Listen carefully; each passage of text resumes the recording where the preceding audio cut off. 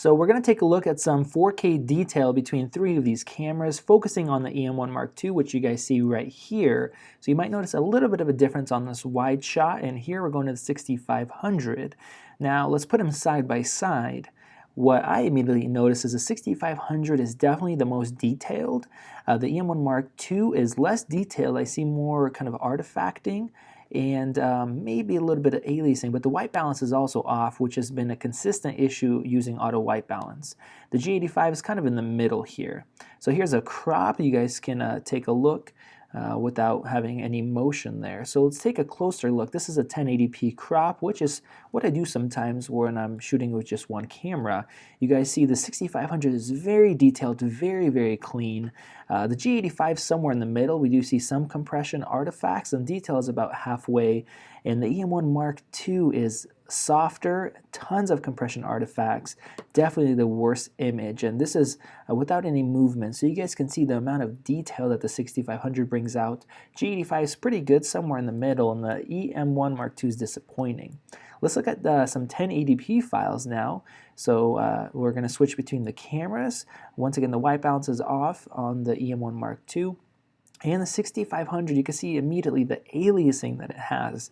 So let's put them side by side. The 6500 has just a ton of aliasing, and this is something I would definitely bring the sharpness down all the way with this camera. This is standard setting. The E-M1 Mark II does have aliasing as well, but quite a bit less. And I'm definitely seeing compression artifacts. And the G85, I'm not seeing very much aliasing at all, just a little bit aliasing. And I would say the G85 is doesn't look as sharp as the Sony, but it's not having all those aliasing issues, so you can easily sharpen it up.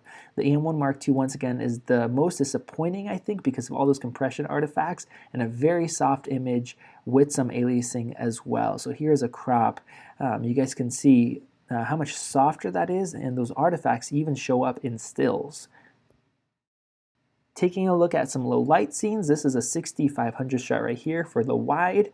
Now we're going to put them side by side and take a closer look. So at 1600, the 6500 is extremely clean. The E-M1 Mark II has the most, I think, noise. It's close. The G85 is actually pretty close there. What's interesting is the E-M1 Mark II has a lot of aliasing, especially at that chase sign. You guys see the blue lights up top. So we're going to go ahead and switch over to 3200. Here, the G85 hasn't changed much actually from 1600. The E-M1 Mark II did get noticeably worse, and the a6500 still looks really, really clean, probably cleaner at 32 than others at 1600. So we're going to move over to our 6400. Now this is the max on both of the Micro Four Thirds sensors. The E-M1 Mark II looks terrible. Look at the artifacting and all the noise on the snow at the bottom and just the whole image. The G85 looks surprisingly good at this ISO, and the 6500 is the cleanest. It does have some kind of more finer film grain noise, but less smearing and more detail. So over here you guys see the 6500, I brought it up to 12,800, and it looks better at 12,800 than the E-M1 Mark II, and has a little bit more fine noise than the G85 at 6400.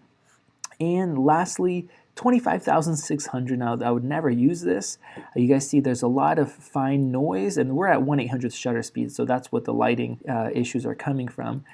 So what I kind of get from these tests are the a6500, I'm comfortable using it at 6400 ISO. It does have a little bit more noticeable film grain-like noise, but that compresses really well when you do your final export, especially streaming from the internet.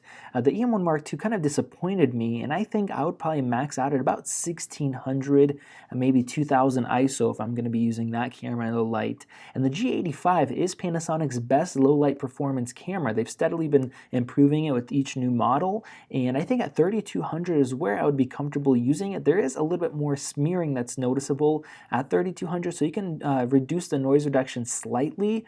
That way you still get a clean image, but reduce some of that smearing. So from the E-M1 Mark II standpoint, this is a bit disappointing, especially given the price tag of $2,000 compared to $900 on the G85 and about $1,000 or $1,400, depending if you get the 6300 or if you get the 6500.